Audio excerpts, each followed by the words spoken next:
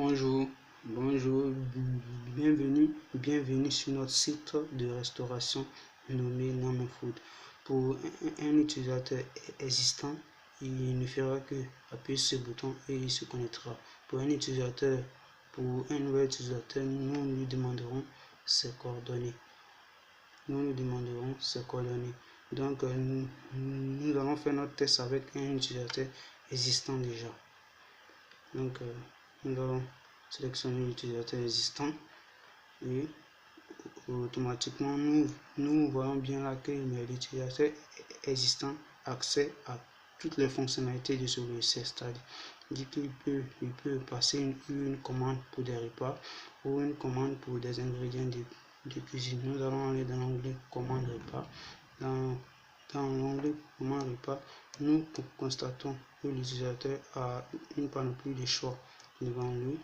Soit il passe des commandes pour des repas européens, asiatiques, etc. Nous pouvons revenir aussi sur l'onglet commande ingrédients. Ici, nous remarquons que nous disposons seulement que des ingrédients pour la cuisine africaine.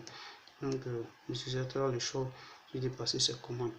Et ensuite, nous allons venir dans l'onglet recettes. Les recettes ici, c'est un forum. C'est un forum qui va mettre en relation les utilisateurs entre eux afin de se partager les recettes de leur cuisine. Donc, nous voyons bien là, nous avons plusieurs recettes proposées par les utilisateurs eux-mêmes. Donc, ils peuvent interagir entre eux en s'encourageant, et automatiquement nous voyons que notre message a été enregistré, notre commentaire. Donc, voici un peu présenter les deux grandes fonctionnalités de notre application, qui s'agit de passer des commandes de repas et d'ingrédients, ou aussi de prendre part à un forum qui est dynamique afin de changer des recettes de cuisine. Et nous avons sur l'onglet santé pour proposer des astuces de santé pour un bon équilibre alimentaire. Donc, nous voyons pour ça se présenter. Donc, voici en somme présenter notre site. Et nous venons là, tout ce site est basé sur un code. Donc, nous allons nous diriger maintenant.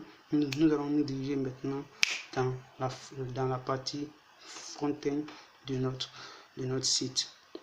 Donc, nous voilà maintenant dans la partie code de notre site. Nous voyons là bien, nous voyons là le code qui nous a permis d'avoir un si beau site. Donc, d'abord, nous avons eu à utiliser du JavaScript pour rendre un peu dynamique notre menu.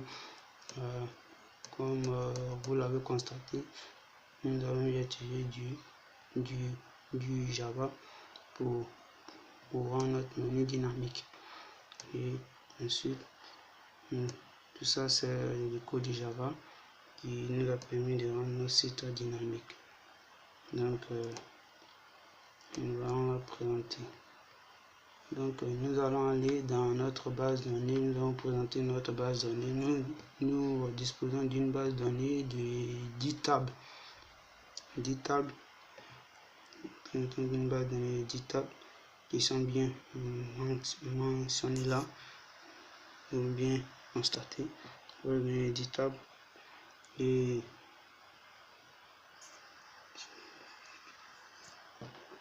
tout est enregistré dans cette base de données là. Donc, voici en somme présenter notre site et la partie du code. Et merci. Merci.